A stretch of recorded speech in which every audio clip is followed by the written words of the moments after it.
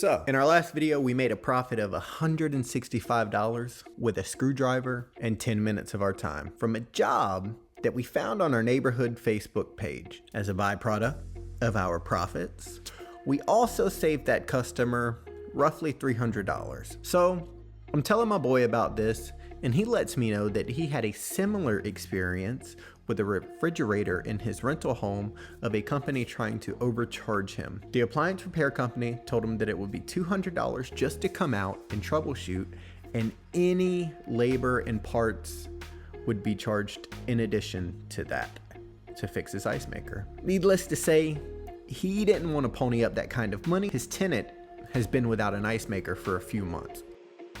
So obviously, I'm like, bro, you want me to take a shot at it? He thinks about it for a little bit and then agrees to let me come out and have a look at the refrigerator. So at this point, I do what every turd who doesn't know what he's doing does before a job.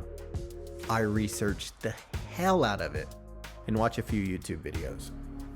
Turns out, this happens all the time, and the most common issue is that ice just clumps up into a frozen block and the whole thing jams kind of like an old printer. It could also be a bad motor, but we're gonna bank on the frozen block of ice.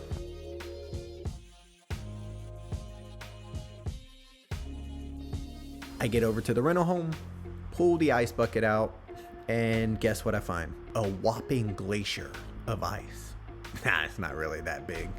But I found a block of ice inside of the ice bucket, broke it all up, flushed the chute out, wiped down everything, cleaned the spot in the door where the ice bucket goes to make sure that there are no pieces of ice stuck on the frame of the door that had frozen, and make sure that no chunks of ice were hiding in the bin or the door. So for this job, there were no refrigerator parts necessary, no years of experience, just a little bit of hustle, a screwdriver, and about 10 more minutes of my time.